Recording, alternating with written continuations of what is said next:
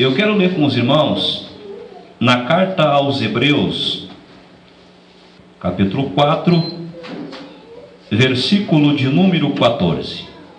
Diz assim: visto que temos um grande sumo sacerdote, Jesus, Filho de Deus, que penetrou nos céus, retenhamos firmemente a nossa confissão. Porque não temos um sumo sacerdote que não possa compadecer-se das nossas fraquezas, porém um que, como nós, em tudo foi tentado, mas sem pecado. Cheguemos, pois, com confiança ao trono da graça, para que possamos alcançar misericórdia e achar graça, a fim de sermos ajudados em tempo oportuno. Feche os olhos um momentinho mais, meus irmãos. Vamos fazer mais uma oração. Grande, eterno e poderoso Deus, aqui está a Tua palavra que o Senhor colocou no nosso coração para essa noite. Ó Deus Todo-Poderoso, o Senhor que é conhecedor dos corações e das mentes de todas as pessoas que estão aqui, meu Pai. Fala conosco nesta noite. Que a Tua palavra, meu Deus, venha para nos colocar de pé novamente, meu Pai. Que a Tua palavra venha para nos restabelecer a fé, venha para nos curar nesta noite, Senhor. Que a Tua palavra venha para eliminar todas as incertezas e venha para trazer clareza de entendimento, meu Pai, na vida de todos os que estão aqui nesta noite. Eu creio no poder do Evangelho, Senhor. Fala conosco, meu Pai, em nome de Jesus, pelo poder da Tua palavra. Pode sentar, irmãos, para ouvir a palavra de Deus. Glória a Deus, graças a Deus. Glorificando o nome do Senhor, aleluia, com grande alegria, porque Jesus está aqui. E essa noite é motivo de nós estarmos em festa. Quantos acreditam nisso, irmãos? Quantos creem nisso, meus irmãos? É motivo de nós estarmos em festa, porque é a noite da Santa Ceia do Senhor Jesus. Queridos irmãos, esta carta aos Hebreus, para muitos leitores da palavra de Deus, é um livro muito difícil de ser compreendido. Por quê, meus irmãos? Porque para compreender com clareza esta carta aos Hebreus, é necessário que nós compreendamos um pouco, que nós leiamos um pouco o Antigo Testamento, principalmente o livro de Êxodo e o livro de Levítico, porque a carta escrita aos Hebreus vai trazer uma reflexão, vai comparar, vai fazer uma comparação entre a antiga e a nova aliança. Vai comparar a lei de Moisés com o sacrifício que Jesus Cristo fez no Calvário, o Novo Testamento. Meus irmãos, esta carta aos Hebreus foi escrita para os crentes que haviam saído do judaísmo e agora faziam parte da igreja do Senhor Jesus Cristo. Porém, ao saírem do judaísmo e ingressarem na igreja de Jesus Cristo, era tudo novo para estes crentes. E então houve uma grande batalha, aleluia, na mente destes crentes, no coração destas pessoas. Por quê, meus irmãos? Porque a mensagem do Evangelho, por intermédio dos discípulos, dos apóstolos, principalmente a mensagem que foi difundida na igreja, depois que se levantou o apóstolo Paulo, eliminava, meus irmãos, de certo modo, toda a lei de Moisés, todo o sacrifício ritualístico da lei. Os pregadores que se levantavam, principalmente depois do apóstolo Paulo, ensinavam que para ter fé em Jesus Cristo, que para seguir a Jesus Cristo, que para servir ao Senhor Jesus, não eram necessários os rituais, os sacrifícios da lei, não eram necessários os sacerdotes da lei, os sacrifícios de animais, não eram necessários, dizia o apóstolo Paulo e os seus pregadores, guardar dias da semana, como os judeus faziam, guardar anos, meses, datas específicas, porque Paulo e os seus pregadores ensinavam, aleluia, que na nova aliança, no Novo Testamento, trazido pelo sangue de Jesus Cristo, estas coisas são de somenos, aleluia, estas coisas não têm importância para aquele que tem fé, porque tudo se move por intermédio da fé, dizia a pregação da graça, louvado seja o nome do Senhor.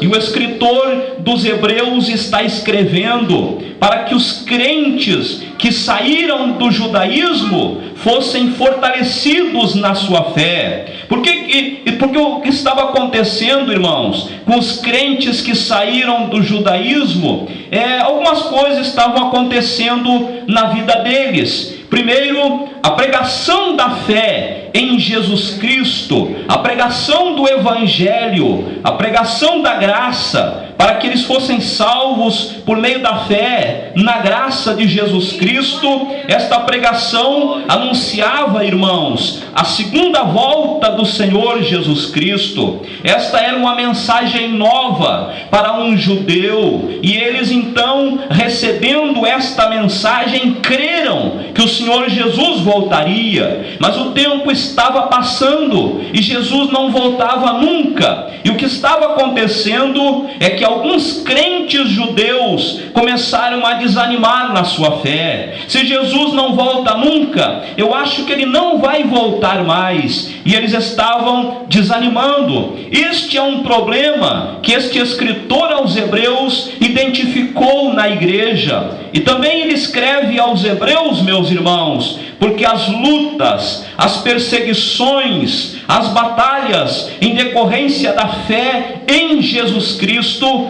eram muito grandes. Eles não estavam acostumados com isso, não. Eles estavam acostumados a viver e a servir no ritual dos judeus, no ritual da lei, e vivendo a sua vida, porque tinham autorização dos romanos para viverem a sua fé. Mas agora, aceitando a Jesus Cristo como Salvador, eles enfrentavam tanto a perseguição dos romanos como a perseguição dos judeus, que diziam que Jesus era um falso profeta, que diziam que esta era uma seita para desviá-los do judaísmo, da verdadeira fé em Moisés. Então estes eram alguns problemas que o escritor aos Hebreus identificou, e ele estava escrevendo, irmãos, esta carta para corrigir estes problemas na igreja. E também um erro muito grave, um problema gravíssimo que o escritor aos Hebreus identificou, é que já de há muito tempo estes crentes judeus tinham recebido a pregação do Evangelho, mas não tinham crescido. Não havia crescimento, não havia muito fruto no meio dos crentes que saíram do judaísmo. E este escritor acusa eles dizendo: olha, pelo tempo vocês já deveriam ser mestres, mas vocês se fizeram tão negligentes que precisam tomar leite ainda e não podem suportar o mantimento sólido. Então, irmãos, havia uma atrofia espiritual na fé destes crentes que saíram do judaísmo e estavam servindo ao Senhor Jesus. E este escritor escreve então para corrigir alguns defeitos na igreja.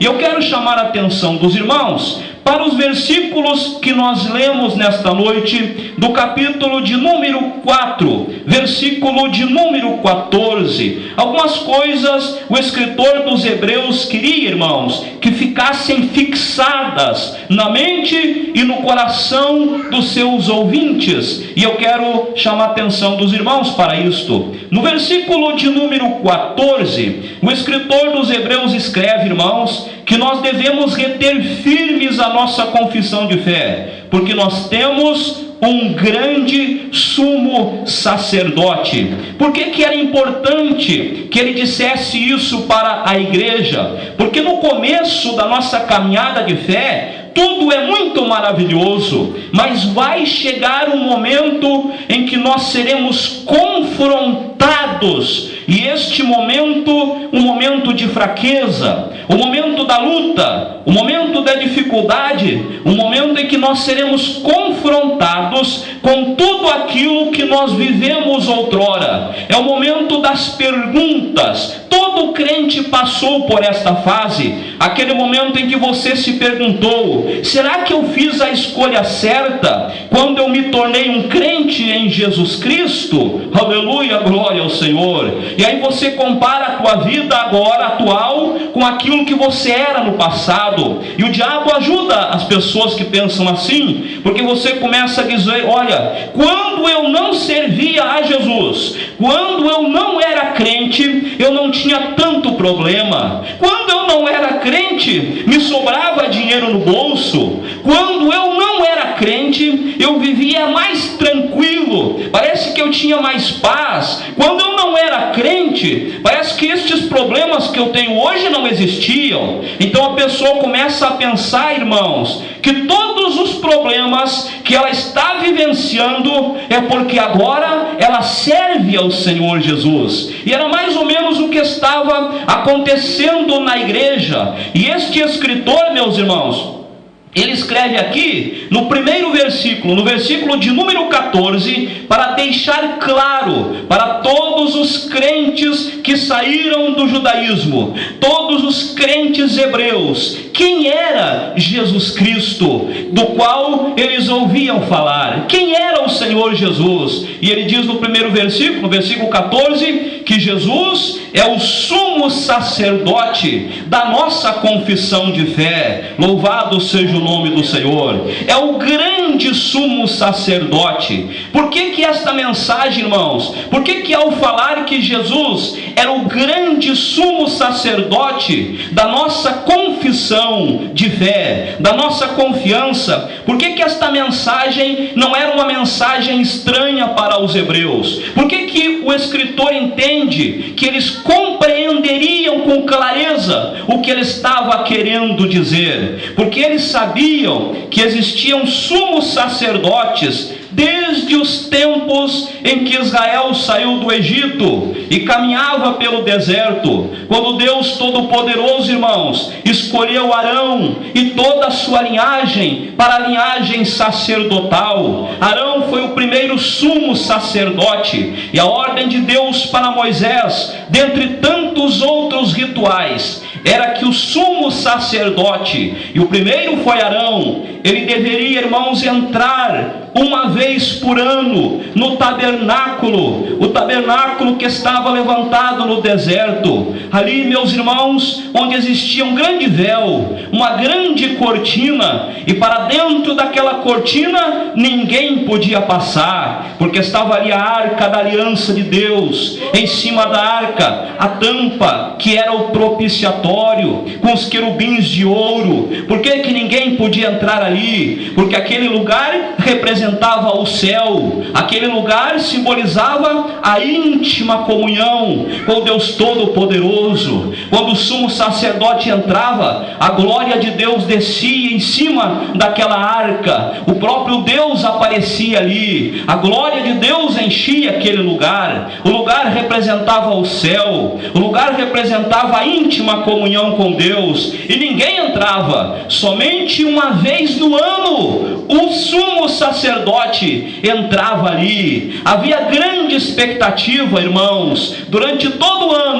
ano inteiro de expectativa, para que chegasse aquele dia onde todo o povo de Israel estava esperando, rodeando o tabernáculo ali, milhares, milhões de judeus ali, porque o sumo sacerdote entraria no Santo dos Santos, Jesus entraria nos céus para interceder por ele mesmo e também por todo o povo. Por isso que Hebreus diz que o sumo sacerdote era constituído dentre os homens. Ele também era pecador e tinha necessidade de oferecer o sacrifício. E se o sumo sacerdote entrasse no Santo dos Santos sem o sacrifício por ele e também pelo povo, Deus matava ele na hora. Ele não tinha autorização para entrar, porque ele morria na hora. E se porventura, irmãos, o sumo sacerdote estava em um grave pecado, ele morria dentro do Santo dos Santos e puxavam ele para fora. Então, meus irmãos, por isso que o escritor está dizendo que Jesus é o sumo sacerdote, o grande sumo sacerdote, porque ele não ofereceu sacrifício nenhum, ele mesmo se ofereceu como sacrifício. Bendito seja o nome do Senhor. Eu prego esta mensagem nesta noite num culto especial de Santa Ceia, onde talvez você diga: eu já sei quem é Jesus, eu aceitei Jesus como Salvador, eu tenho larga experiência com ele. Eu sei, meus irmãos, que todos nós que estamos aqui sabemos quem é o Senhor Jesus, mas muitas vezes nós não nos apercebemos do tamanho da sua grandeza. Aleluia! Nós não percebemos a grandiosidade do seu sacrifício que ele ofereceu por nós na cruz do Calvário, e não nos apercebendo da sua grandiosidade, do tamanho do seu sacrifício, parece que logo, irmãos, diante do menor problema, onde eventualmente nós somos seres humanos, eventualmente nós tropeçamos um pouco, e parece que nós cambaleamos um pouco, cometemos alguma fraqueza, até mesmo algum pecado, logo parece que nós queremos desistir da fé. Então parece que nós queremos abandonar a fé, parece que para aquele problema não tem mais solução, parece que para aquela mancha não tem mais purificação. Ora, meus irmãos, pensar desta maneira é não compreender a grandiosidade do sacrifício de Jesus Cristo efetuado na cruz do Calvário. Algumas pessoas já foram perdoadas por Cristo, mas elas não querem se perdoar a si mesmas, porque elas entendem que o seu problema, elas entendem que o seu erro, elas entendem que o seu fracasso, elas entendem que o seu tropeço é maior do que o sacrifício de Jesus Cristo na cruz do Calvário. Mas eu creio, querida igreja, que nesta mesma noite de alegria, o Espírito de Deus nos dará compreensão. Eu prego para você, irmão e irmã, que ainda não sabe quem é Jesus Cristo. Eu prego para você que não sabe a grandiosidade do Cristo ressuscitado da igreja, do cabeça da igreja, do Senhor da igreja. Eu quero dizer para você, irmão e irmã, que tem vivido em sofrimento, dizendo: olha, eu vivo remorsos na minha vida, porque parece que a minha mancha nunca vai conseguir ser apagada. Mas em nome de Jesus, nós vamos orar nesta noite, e o sangue de Jesus vai passar na tua vida, e pelo poder da palavra, o Senhor vai te perdoar e vai botar por terra os demônios que te acusam. Aleluia. Porque nenhuma mancha nas nossas vidas pode ser maior do que o sacrifício de Jesus Cristo. Quantos acreditam nisso, meus irmãos? Amém. Aleluia, glória a Deus. Não crer nisso é não acreditar no que disse o escritor aos Hebreus, aqui no primeiro ponto que nós lemos, que Jesus é o fiel sumo sacerdote da nossa confissão. Aleluia, glória a Deus. Louvado seja o nome do Senhor. Vamos, meus irmãos, adiantar um pouco, por causa do horário nesta noite.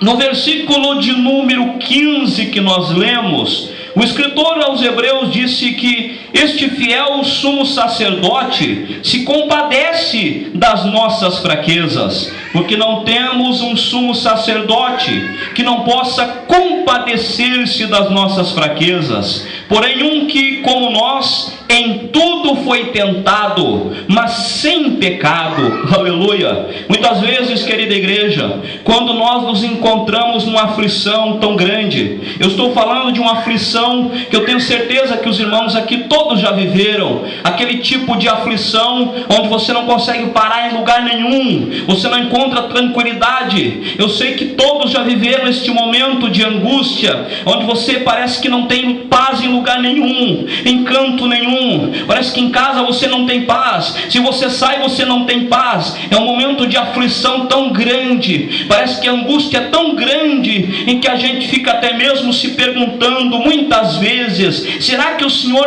não está vendo a minha luta? O Senhor não se importa com a minha luta? E às vezes, como homens, como seres humanos, meus irmãos, imperfeitos que somos, até mesmo nós pensamos: olha, Deus nem sabe o que eu estou passando, porque Ele nunca passou por isso que Ele está me deixando nesta situação. Não é verdade, meus irmãos? Mas a verdade é que o Senhor Jesus sabe exatamente tudo que nós estamos passando, porque Ele passou pelas mesmas coisas, Ele enfrentou as mesmas coisas. Quando nós lemos na Bíblia e vemos o Senhor Jesus apresentado nos evangelhos, curando os doentes, expulsando os demônios, ressuscitando os mortos, as multidões seguindo Ele, nós pensamos que tudo foi glorioso na vida e no ministério do Senhor Jesus. Mas nós não conhecemos, não nos atentamos, meus irmãos, para o Jesus do Getsemane. Aleluia, glória ao Senhor. Para o Jesus da cruz no Calvário. Louvado seja o nome do Senhor, que foi traído, foi desamparado, foi deixado sozinho, e diz que até mesmo Deus tinha desamparado ele. Ele sofreu as mesmas coisas. A Bíblia diz que ele foi tentado. As mesmas paixões que operam em todas as pessoas na terra operaram no Senhor Jesus. A diferença é que ele não cometeu o pecado. Mas eu quero dizer para você, irmão, irmã, que está pensando em desistir um pouco da fé: não faça isso, não vale a pena. Louvado seja o nome do Senhor. E também prego para você que diz: olha, eu até não vou desistir da fé, mas eu vou caminhar mais devagar. Aleluia, glória ao Senhor. Eu não vou buscar tanto a Deus, não vou jejuar, não vou orar, eu não quero mais nada com Deus. Eu só quero ficar no meu cantinho ali, porque eu não quero mais passar por tribulações. Eu quero pregar para você nesta noite, irmão, irmã: não faça isso. O Senhor Jesus vai te ajudar. Talvez Ele não tenha te socorrido ainda, mas não é porque Ele não possa, é porque Ele tem um propósito, é porque Ele tem um plano, é porque Ele tem um objetivo. Louvado seja o nome do Senhor. Eu tenho certeza, irmão, que quando um crente em Jesus Cristo, no meio de uma grande luta, se coloca de joelho dobrado em oração e chorando na presença de Deus, pedindo socorro por conta de uma luta que está passando, eu tenho certeza absoluta que o Deus Todo-Poderoso, quando vê isso acontecendo nos céus, Ele deseja estender o seu braço na mesma hora, como um Pai de misericórdia e de amor, e nos socorrer imediatamente daquela situação. Mas se Ele fizer isso, Ele vai interferir no propósito, no plano, no objetivo que Ele tem nas nossas vidas através destas lutas.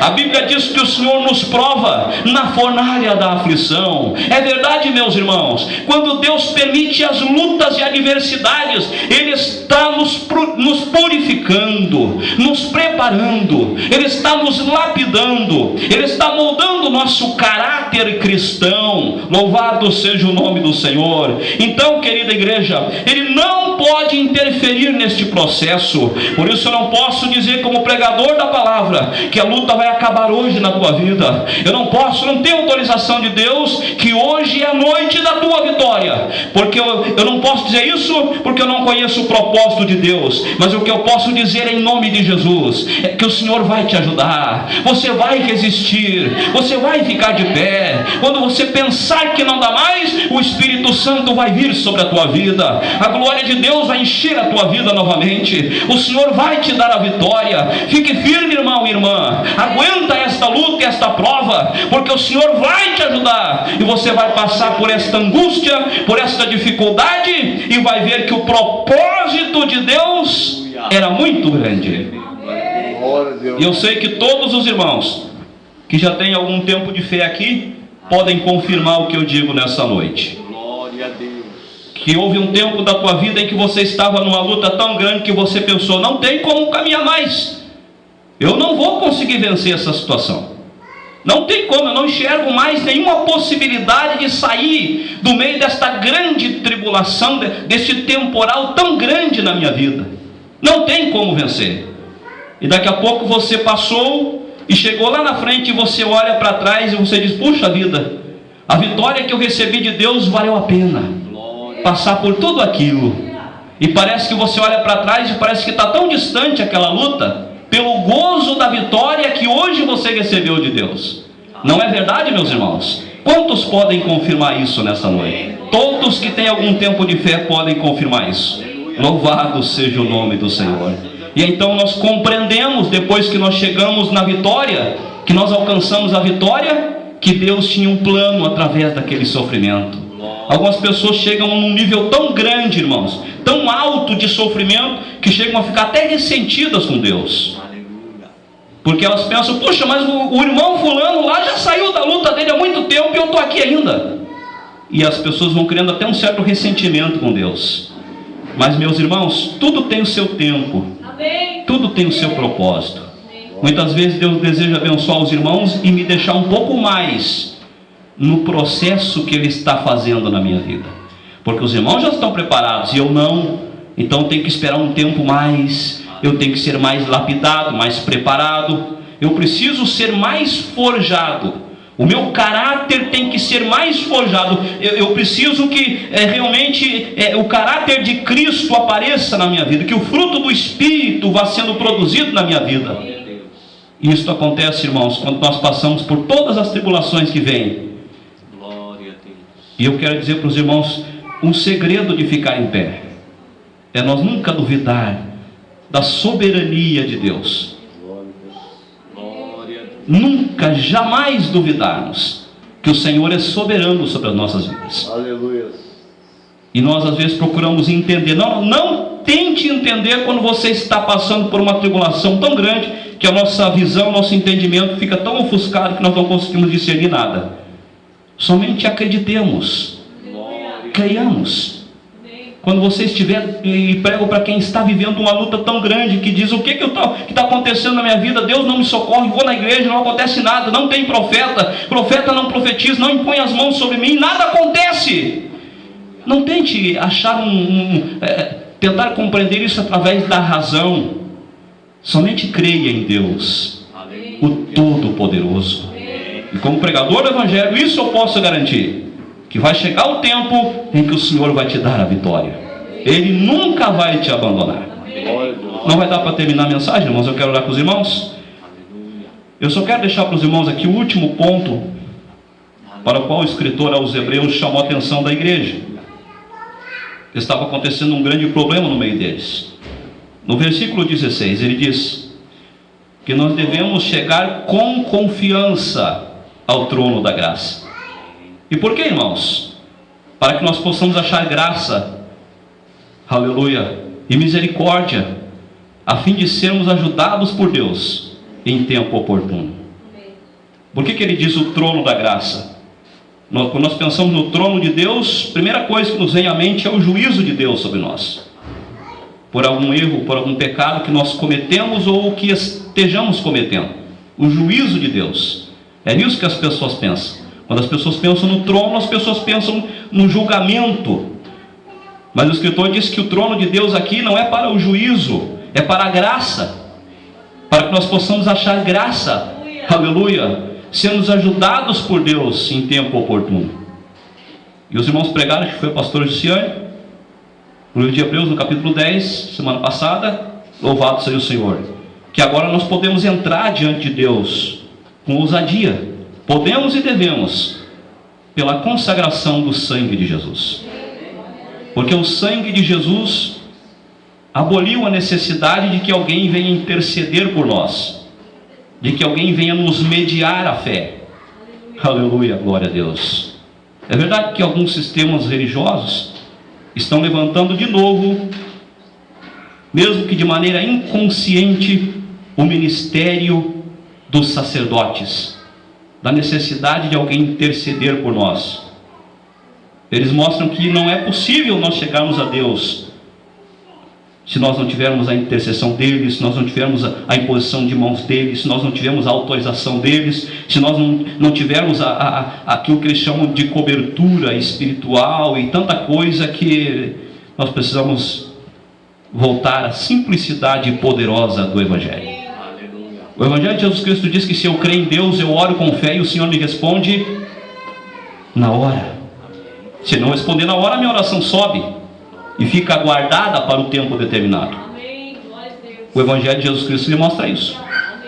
O Evangelho de Jesus Cristo não mostra que os irmãos precisam de mim. Eu posso ajudar os irmãos, orar pelos irmãos, e nós, como ministros do Evangelho, temos a graça de Deus, temos a incumbência de orar por todos, de interceder por todos e de ajudar a igreja na oração. Mas nós nunca podemos nos colocar no lugar que o Senhor Jesus ocupa na tua vida. Quando você quiser chegar a Deus para uma comunhão íntima com Deus, os irmãos não precisam de mim. Os irmãos não precisam de nós. Nós podemos dizer o caminho, vai por aqui, irmão, irmã, aconselhando a igreja, aos irmãos. Mas nós não temos autorização de Deus para intermediar a fé de ninguém e a comunhão com Deus. E talvez você diga, então como é que eu chego na presença de Deus? Dobra o teu joelho, ou senta, ou levanta as mãos, da maneira como você quiser, e fala com Deus de todo o teu coração, em nome de Jesus Cristo. E os céus vão se rasgar na tua vida, e todas as dúvidas se dissiparão. Eu quero orar com a igreja neste momento, irmãos.